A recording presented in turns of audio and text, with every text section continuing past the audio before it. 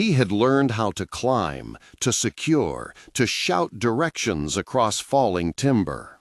In training, he had been good at reading distance, at estimating slope, and the friend from whom a man could expect help. Those skills, so ordinary in peace, felt like contraband in the Army's doctrine. Still, they were what the tanks needed.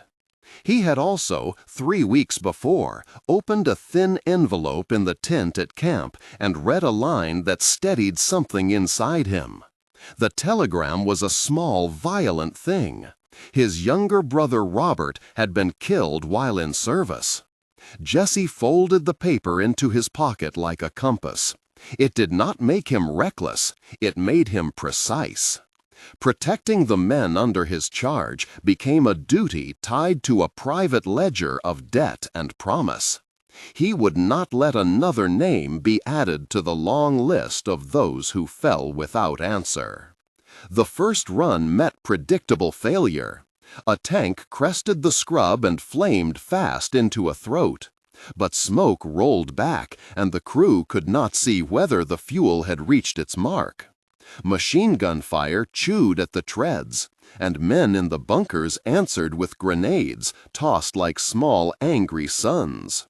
One crewman, young and raw, was pinned when the tracks ground into the soft earth and a shell crashed nearby. The watch told the story. The tanks could push forward, but without a human head outside the steel, they were blind. The engineers argued for another angle. The commanders argued for restraint, and the bulldozers of doctrine ground slowly toward concession. When the next push was called, Jesse climbed. He went up without ceremony, without anointing. A sergeant, Carl Rodriguez, threw him a look half amusement, half fear. "You sure, Drowley?" Rodriguez asked, his voice rough from smoke and too many shouted orders. Jesse set himself on the turret like a man taking his place on a fence to watch a load being lowered. He felt small, perched above weight and heat, but his vantage was suddenly new. Where the tank's optics were death-soft and limited, his eyes could pick along the hummocked ground, catch the black mouths of the bunkers, the slow rise of men moving within. He breathed in the early smell of burned leaves and spent cordite. The world settled down to its simple metrics of distance and angle. "Left a hair," he called, not because the tank could hear him across its clattering guts, but because Lieutenant Harrison would hear, because someone had to translate human sight into machine movement. The flamethrower answered with a low, animal roar when the tank nudged and let the line of flame unfurl.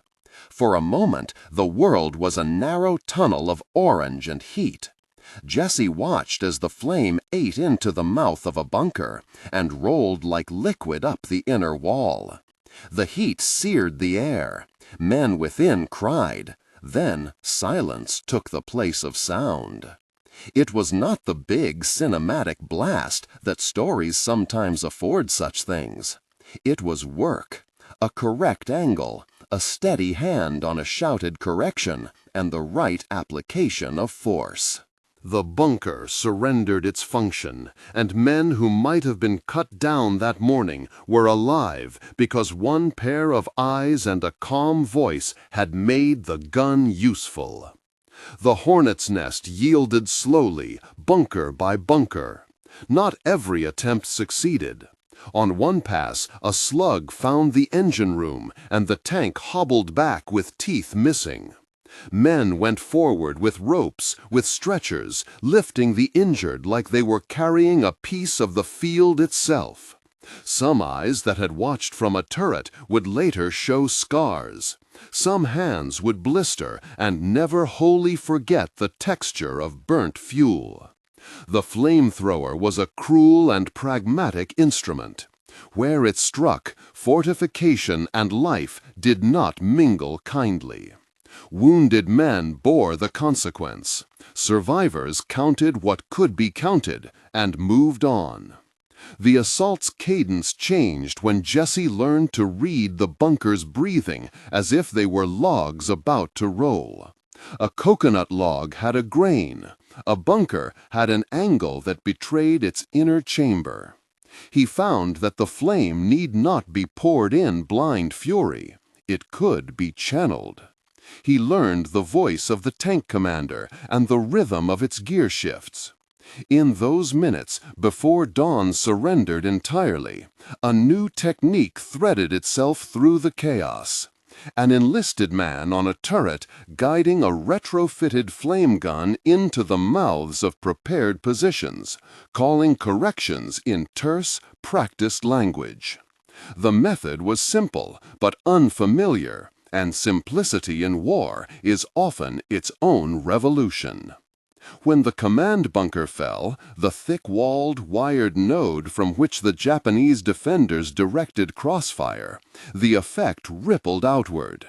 Coordination that had once been a knot of overlapping fire patterns became disordered.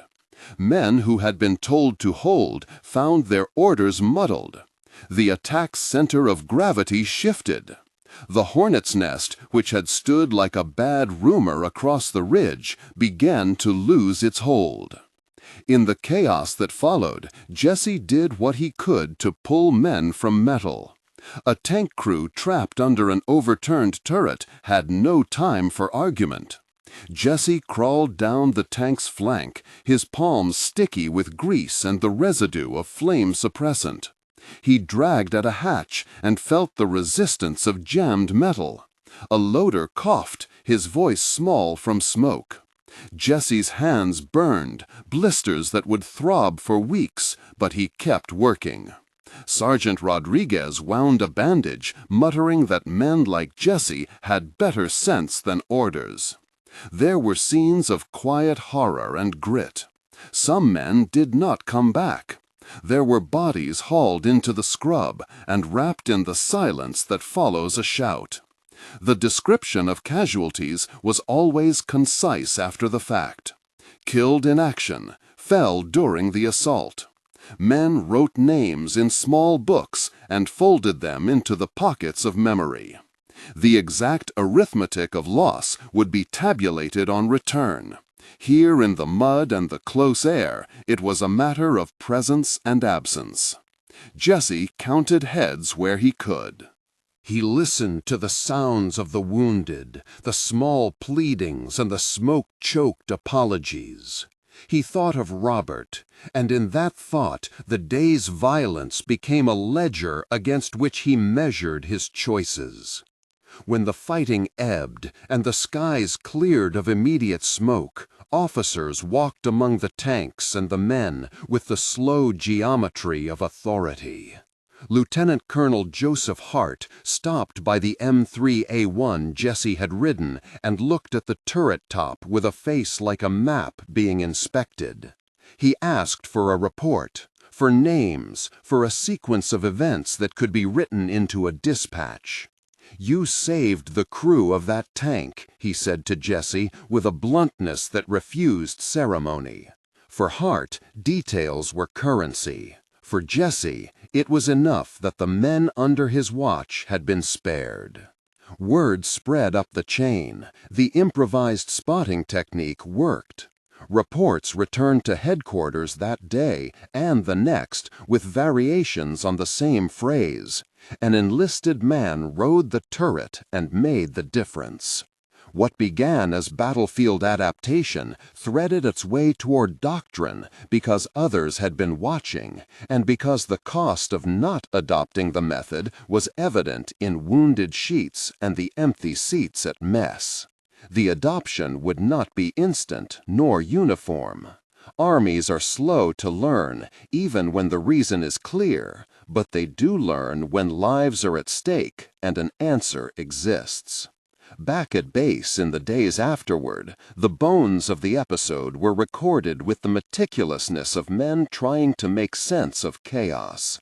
Names, units, times, the 754th Tank Battalion, the M3A1 Stuart modified with a turret-mounted flamethrower, Actions near Buin above Piva Airfield on January 30, 1944. The Medal of Honor recommendation moved with the paperwork's habitual gravity. On March 18, 1944, Jesse Ray Drowley would be cited, the papers would say, for conspicuous gallantry. The ceremony itself was not a trumpet, but a noting. A stone laid so that memory might have a place to rest. Jesse accepted the decoration with a quiet that concealed the inner arithmetic. He had given what he had been given, and the medal would not bring back Robert, nor erase the men who did not return from the ridge.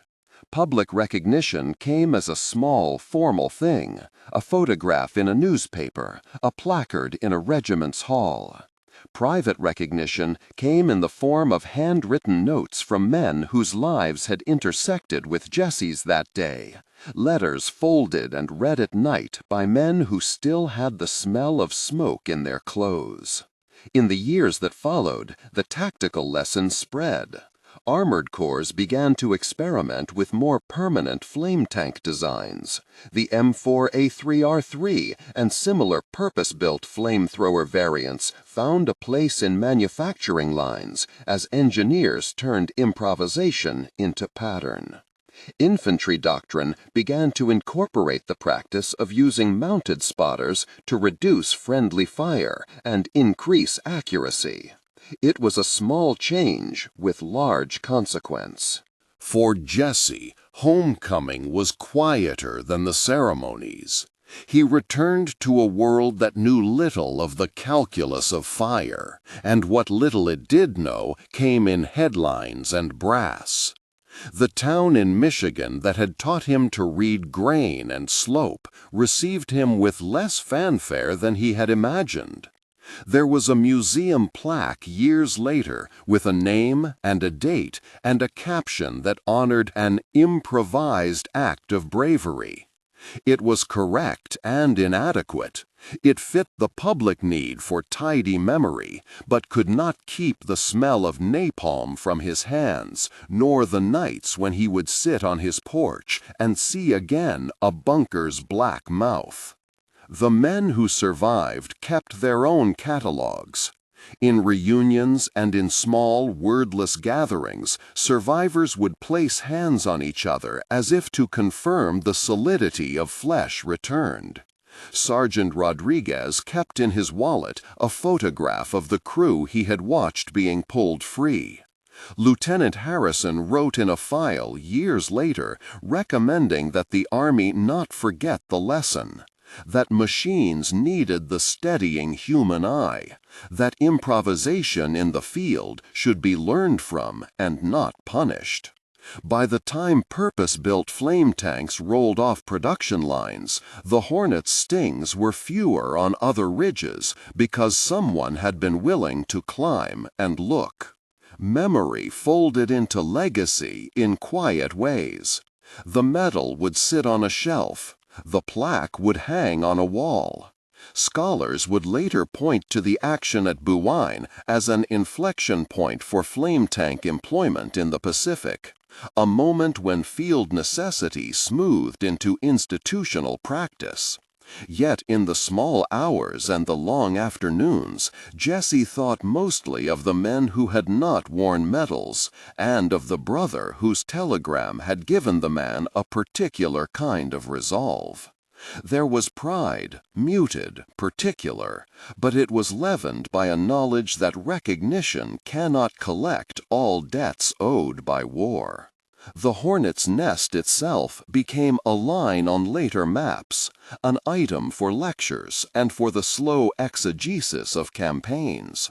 The bunker positions were sketched in after action reports. Photographs captured the blackened mouths and the scarred earth.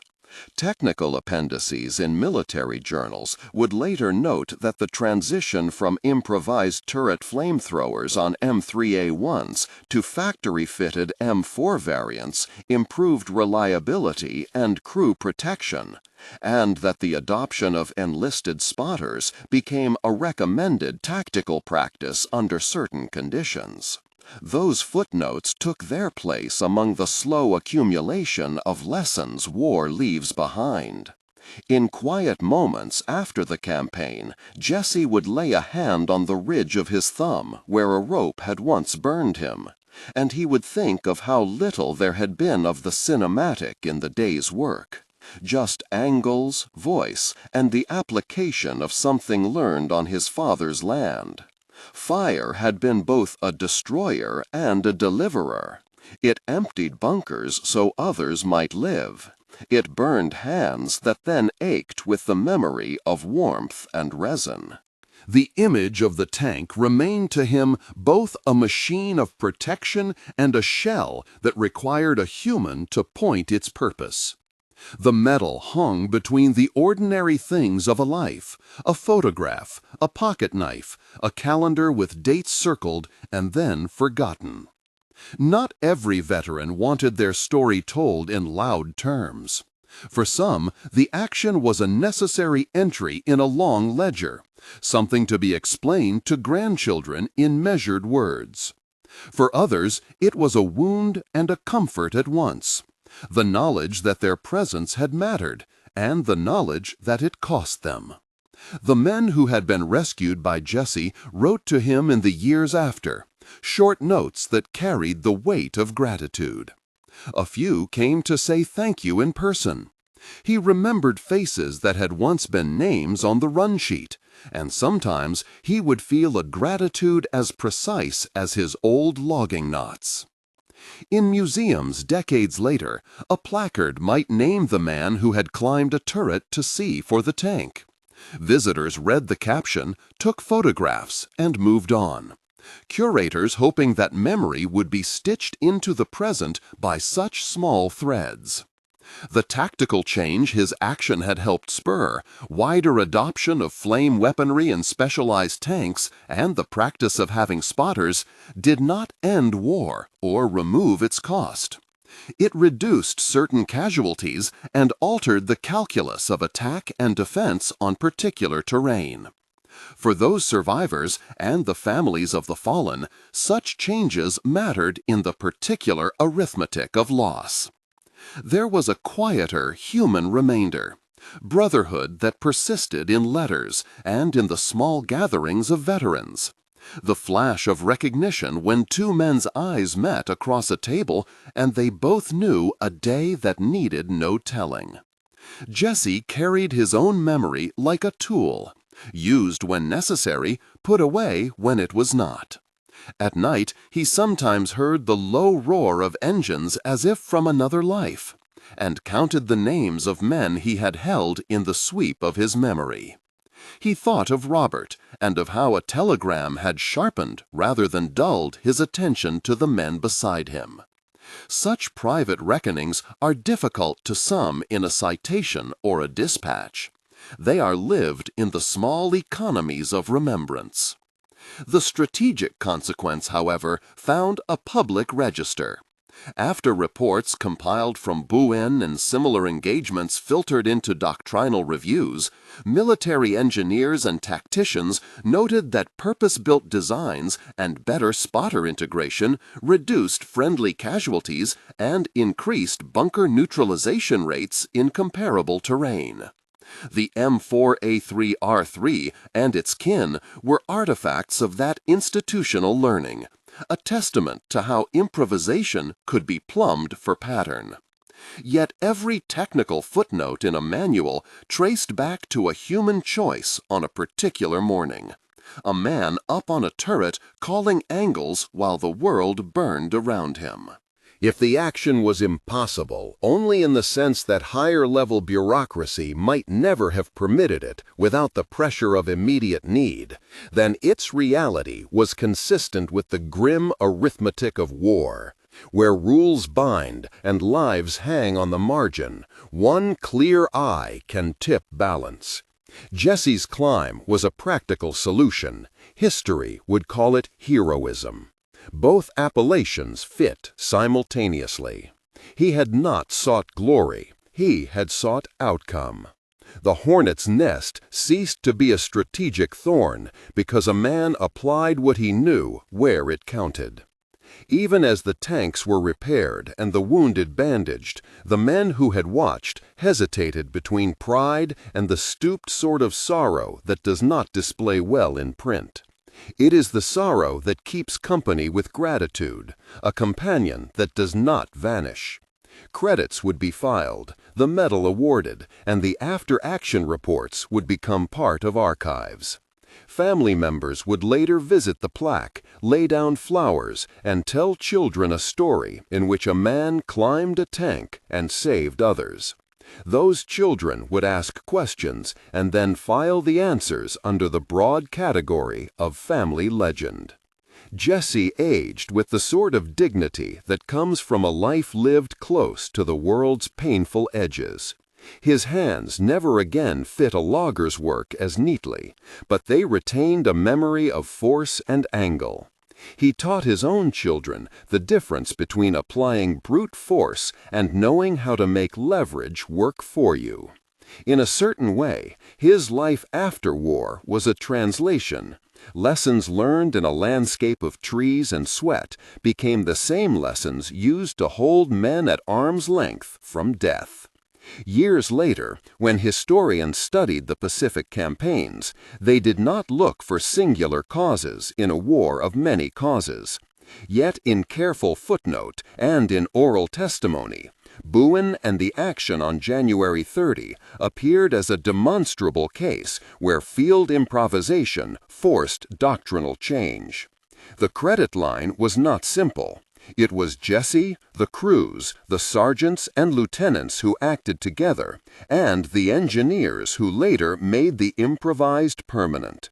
The impossible shot, so the title would read in some later telling, was less a single miraculous bullet than an alignment of skill, grief, and necessity that redirected a small but consequential portion of military practice. On the ridge that had once hummed with the hornet's nest, the scrub grew back slowly.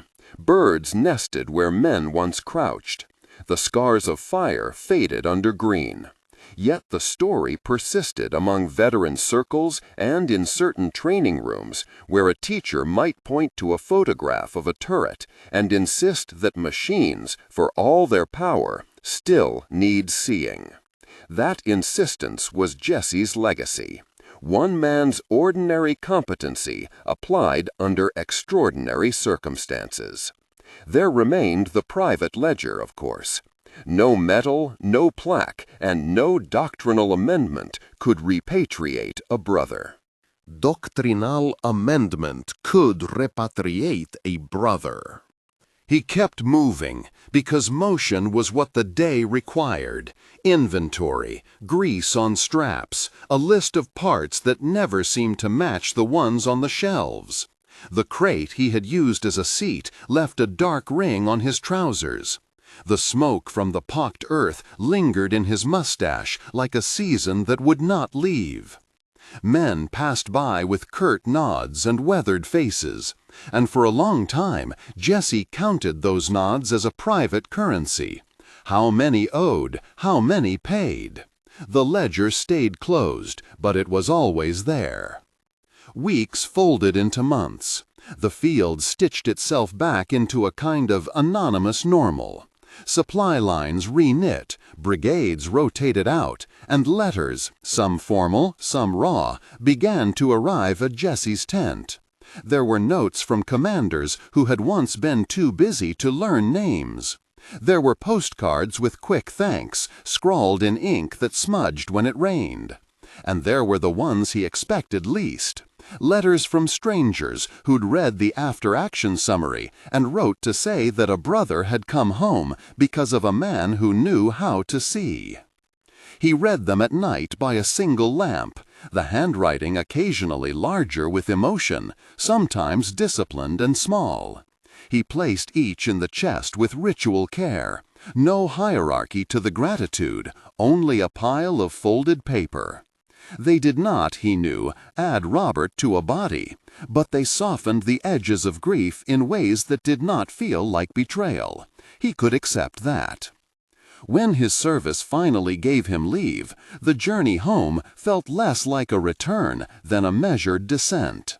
Stations blurred by. Towns looked the same, but held different sounds. He carried a small packet in the inside pocket of his jacket, a photograph of Robert, now a little creased at the corner, and the folded telegram he had read that day, whose thin paper still remembered the tremor of fingers. Sometimes on long walks he would hold the photograph between thumb and forefinger, and imagine the fraction of a second when a man makes a choice to expose himself so others can live. He would try to imagine that same fraction as something like a hinge, small, quiet, bearing weight. Home had not stayed the same while he was away. The house on the lane had a new coat of paint, a mailbox he did not remember, a garden that his neighbor tended in his absence. His mother greeted him with both relief and a kind of careful distance. She had learned to be guarded, as if open joy might invite loss. They sat through meals with talk about neighbors and weather, and beneath the surface of every remark there was a waiting question about what had happened and what was left undone. Jesse answered lightly when he could, and fell quiet when he could not. There were things not to be unpacked at once, memories that needed daylight, and others that preferred the dark. He received an invitation to a small ceremony at regimental headquarters. A plaque, the letter said. Not for him at first. The plaque, the letter said, would commemorate the unit's improvisation and the lessons learned. But his name appeared in the draft of the program as a speaker. He considered declining. The idea of standing before a room of men and articulating the geometry of angles and sight, of reducing that dawn to diagrams and lessons, felt both necessary and obscene. In the end, he went because people had come to see him as a place to put their questions. The hall was modest, the kind of room that smelled faintly of mopped floors and polishing oil.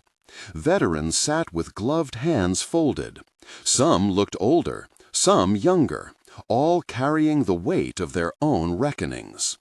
Jesse stood at a lectern with a map pinned behind him. He spoke without flourish. Facts, angles, the chain of decisions that led to that shot. He emphasized redundancy and the need to keep eyes on a machine. He insisted on drills and on the humility to adapt. When he finished, applause came in that slow, respectful pattern of men who clap not to make noise, but to mark the presence of truth. After the ceremony, a woman approached with a poetic sort of brutality in her manner. She had Robert's eyes, she told him. She thanked him for returning a son's life to whatever form life might take after. She had a boy about 8 with knees still raw from playing, and when the boy looked at Jesse, he held an expression as if holding tight to a question. The woman did not accuse or requite. She offered him a small plate of biscuits and a gaze that measured what a man had done against what could be said. Jesse accepted the plate, then left without speaking much, the biscuits heavy in his palm with a kind of human gravity. Winter came early that year, cutting the grass at the margins of town with frost. Jesse found himself often drawn back to the chest beneath the bed. He opened it when he could not sleep, arranging and rearranging the tokens inside. Letters, a cartridge case dented at the rim, the photograph of Robert, the telegram. He ran his fingers along the edges as if by touch he might read what print could not say. Sometimes he took the telegram into the yard and sat under a thin sky, holding it toward the light and watching the shadows cross the fold, like lines across a map. People, fellow soldiers, a few inquisitive journalists, even an old teacher of his who had sought him out, asked him if the action had changed him. His answers were measured. He said that the war showed him how small actionable knowledge could be. A memory of geometry, a practiced motion. and how that smallness could have enormous consequences. He said that he did not believe in heroism as a sunlit category. He believed in laborious attention. Still, in private, he would sometimes wake from dreams in which he was back on the ridge, and the turret's eyes were all that kept a shape of doom from becoming a catastrophe. The dreams came without pattern and left him with a thirst for simple tasks in the hours that followed.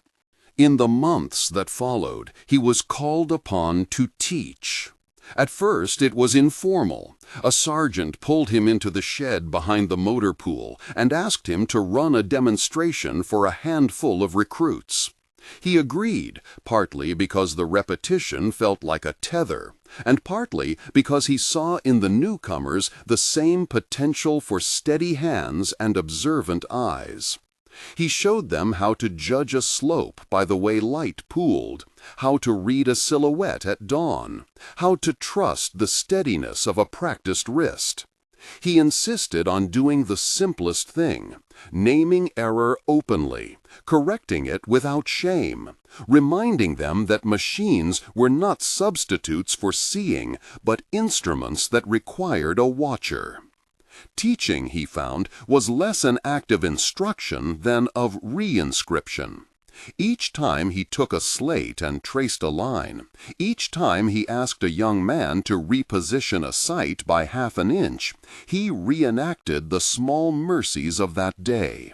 He told them the story in fragments, geometry and angles and the day's cold, and let them imagine the rest. The trainees asked blunt questions. Was it luck? One asked, and Jesse said no. Was anyone to blame? Another asked, and he said only that blame and grief were not always the same thing. He cached his emotions in his work, and found that work returned something like peace. Once, after an exercise in which a rookie had almost misread a horizon, a quiet man named Walker lingered. He held out a small leather-bound notebook and asked if Jesse would sign it. Walker's father, he explained, had served under Jesse in the action and had kept a list of things learned. It was a modest thing, names of maneuvers, shorthand notes about angles, but it was clearly treasured. Jesse signed, careful with his pen, and Walker pressed the book into his hands with a gratitude that needed no loud display. The exchange felt antiphonal, a small object moving between two people and carrying with it a large and complicated load of memory. In time, the museum display became a locus people sought out. Jesse visited once, then twice. He stood before the glass and watched strangers examine the turret parts, read the captions, and tilt their heads. A child pointed at a tattered map and asked a parent what it meant. An old instructor found himself murmuring technical corrections to the curator. Jesse listened, let them know minor details only when asked. He felt a peculiar kind of estrangement inside those white walls. Admiration had rubbed against mourning. Polish overlaid the raggedness he remembered. Still, he understood the necessity of the display. It catalogued a lesson, and lessons, like wounds, benefit from being openly tended. Letters continued to arrive, some with news, some with requests. One missive, thin and hand-addressed, bore the seal of Robert's mother. Inside, in careful script, she asked only for a small thing. Might Jesse come again to the grave? There was no pleading, only an invitation heavy with the kind of dignity loss sometimes requires. Jesse had delayed because he feared what he would find there, a permanence he could not repair with measures or mechanics. Finally, on a rain-slim morning, he walked to the small patch of earth where Robert was buried. The cemetery smelled of wet soil and the distant citrus of a neighbor's orchard. The headstone was modest, the name carved steady and clean. Jesse stood for a long time. He laid the photograph and telegram atop the stone, touched the cold granite as if greeting an old friend, and spoke very little. He confessed, in a voice that did not seek absolution, to the small ledger he kept, a ledger of gestures and of the ways grief was honored. He did not promise miracles. He promised remembering. On the walk back, he thought again of the geometry that had been his work, the idea that sight and angle could relieve an immediate threat. But at Robert's grave, he allowed the other geometry to exist, the twisted lines of lives intersecting, some meeting forever at impossible angles. There was no neatness to it. There was only the fact of intersection, the fact of being irrevocably in relation to another human being. He folded the telegram, tucked it back in his pocket, and kept walking as the rain eased. That afternoon, with dirt still under his nails, he went to the motor pool and found a workbench where a group were dismantling a turret for repair. He stood and watched the men take it apart with care, every movement measured. A lieutenant came up and asked if he would teach a formal course, 3 days, on observation and improvisation. Jesse agreed with the same economy he had learned to practice, not from bravado or from the hunger of recognition, but because it was useful, because it might save someone else a small and salvageable fate. He began to prepare notes, diagrams, and exercises.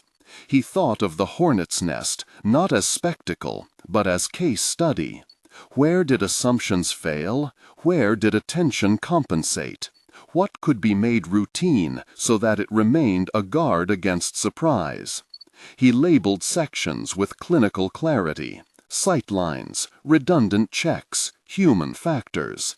But beneath the labels, he wrote in softer ink reminders about the ledger, the private work of remembering those who did not survive.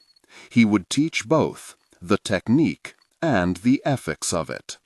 On the first morning of the course, recruits gathered in a shed warmed by a single stove. Jesse entered with a box of parts and the heavy silence of someone who has carried a long while. He set the parts down and without fanfare began.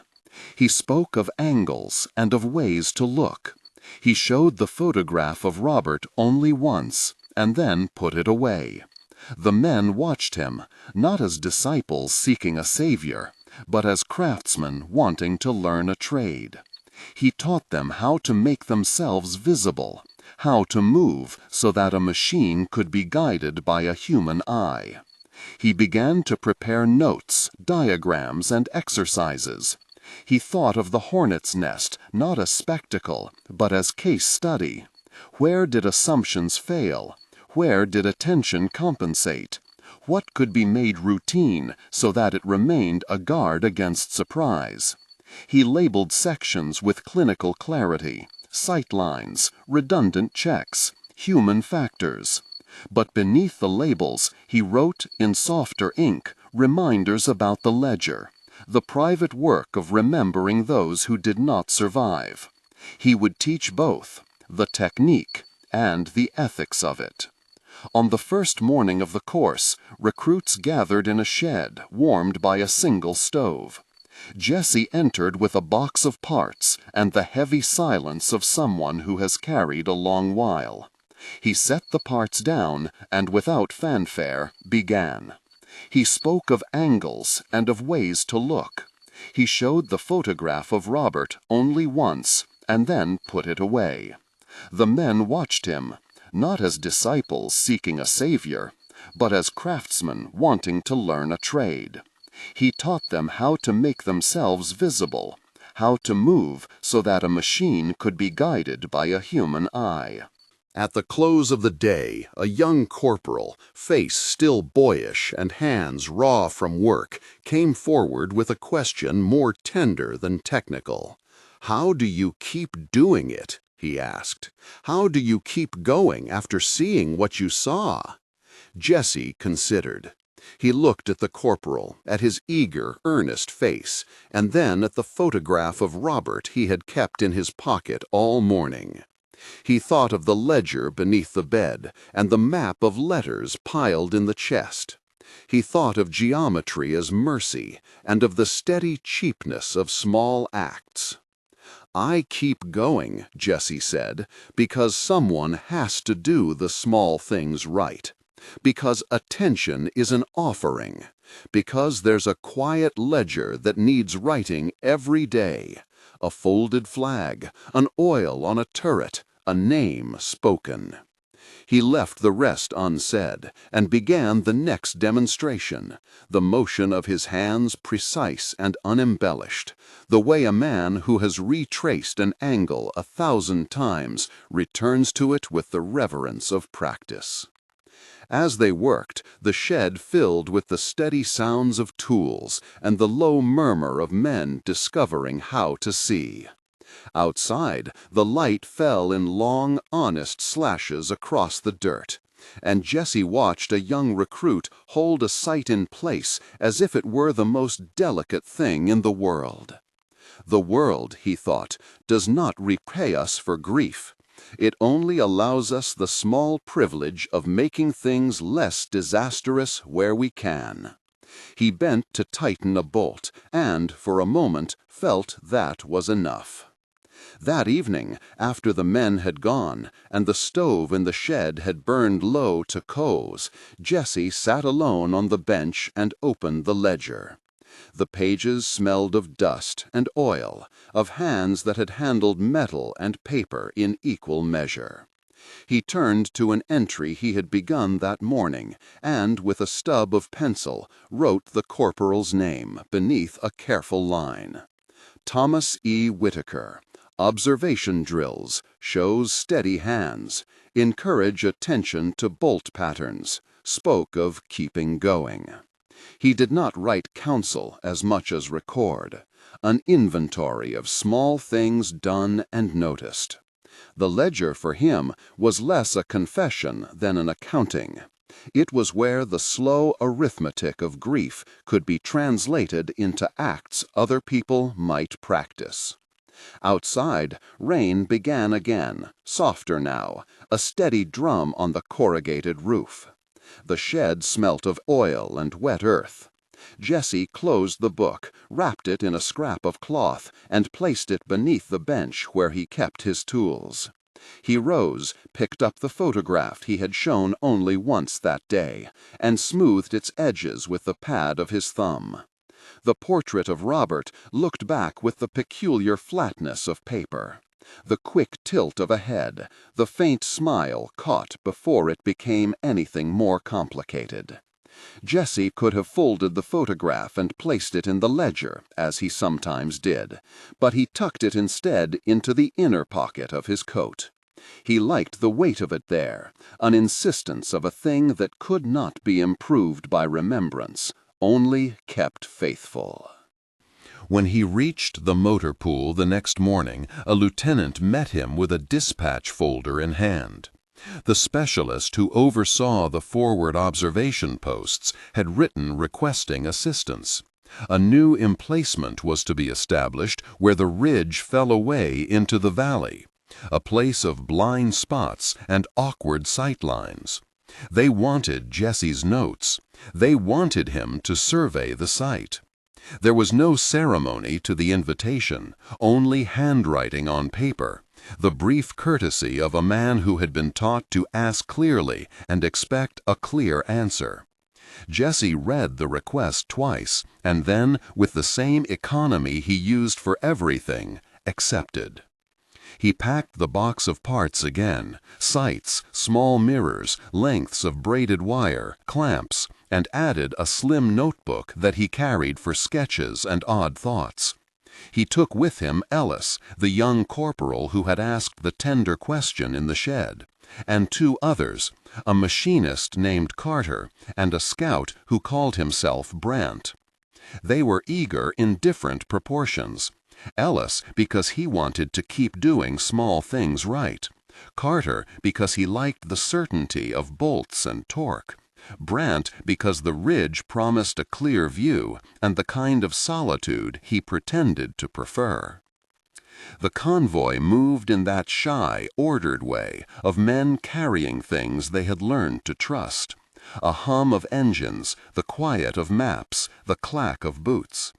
On the road, Jesse found himself measuring angles with his eyes, roof lines, telegraph poles, the way roadside ditches bent light. It had become almost involuntary. Where an ordinary man saw a hill, he saw a potential sightline. Where another saw a clump of trees, he saw a place that could give or hide a man. Geometry, once abstract and clean in a classroom, had grown a human scent. They reached the ridge late in the afternoon. The sight was harsher than the sketches had suggested. An uneven spur of rock that fell away on two sides and left a narrow ledge to work with. Below, the valley lay like a soft, restless sea of corn and hedgerow. The emplacement they proposed occupied the higher ground, but left a broad blind along the southern edge where the land dipped into a fold. Jesse walked the perimeter slowly, hands clasped behind his back, eyes tracing the invisible lines other men would have to hold in mind if they were to see in the right way. He knelt at a spot where the earth slumped and felt, with a technician's curiosity, the grain of the soil under his palms. "You can't put the sight there," Brant said, pointing to the southern dip. "You'd never catch the edge when they ride the hedgerow." Jesse listened, then walked the line, to where Brant pointed.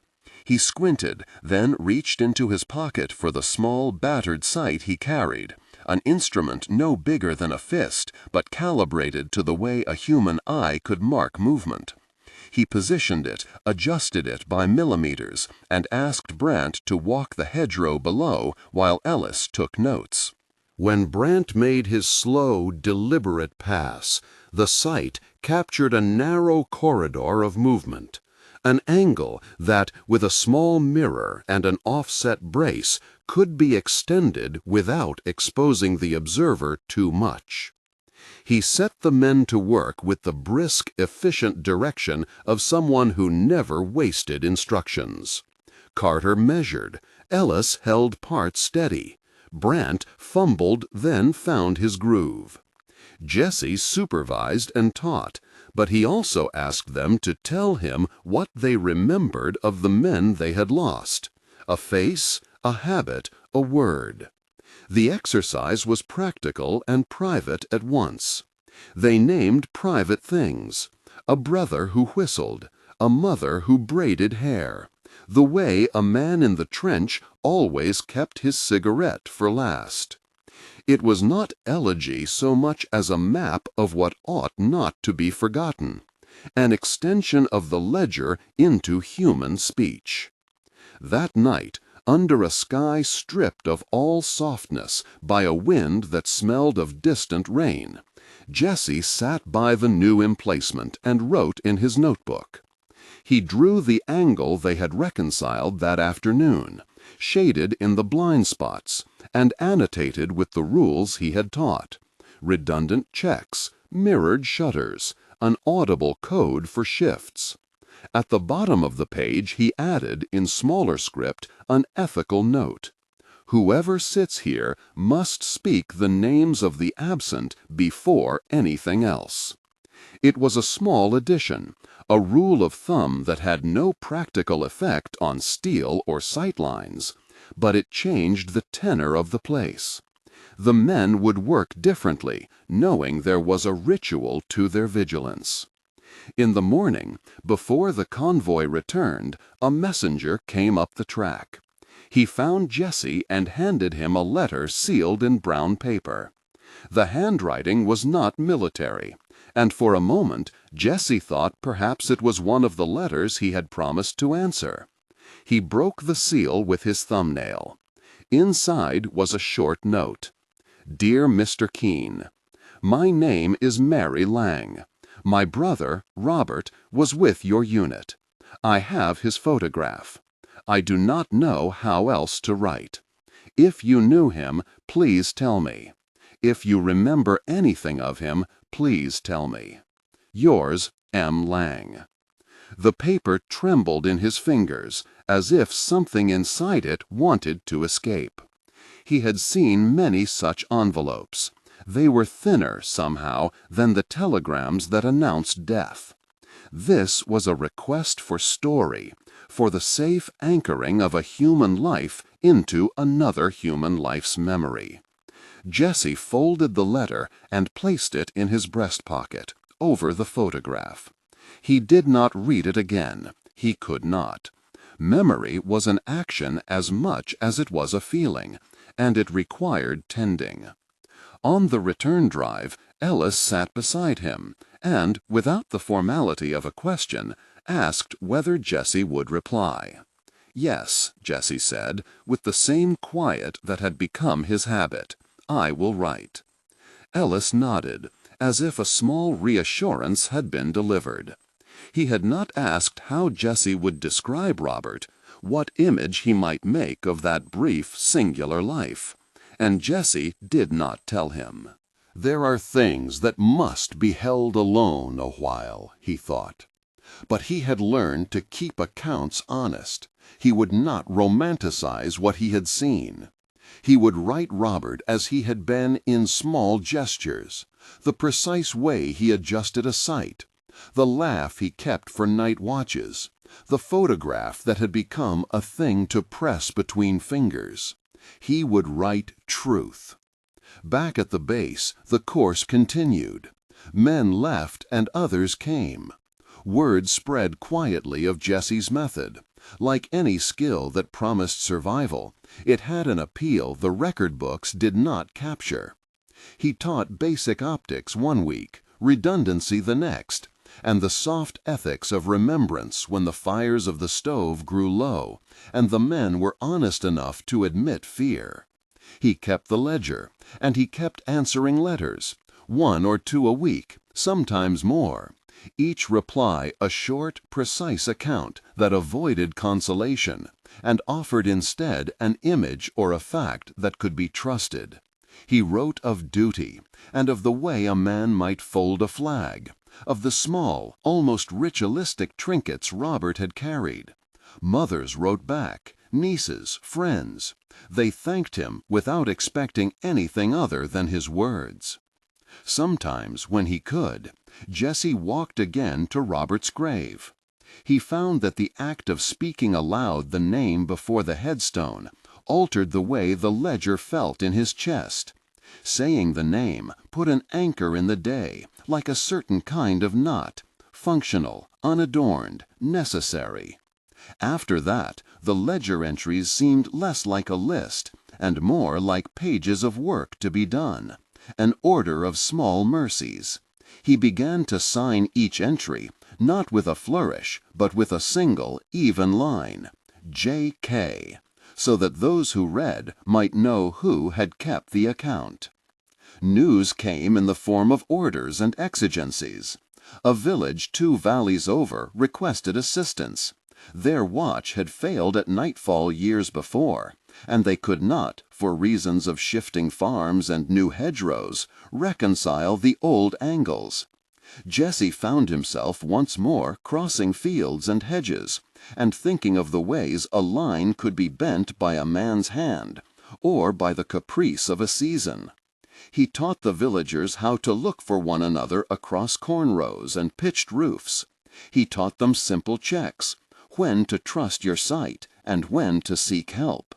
He asked the young ones to bring him the names of those who had left, and they came back with names that clung like burrs to their speech. He taught them to lay stones in a small pile, with the name of a man on each. He taught them to speak the names aloud before they returned to work. It was not a solution to war or sorrow, only an attempt to keep the ledger outside of his own chest, to distribute the work of remembering. In doing so, Jesse noticed an unexpected loosening in himself. The ledger was still private, but the practice of outward remembrance altered the shape of his days.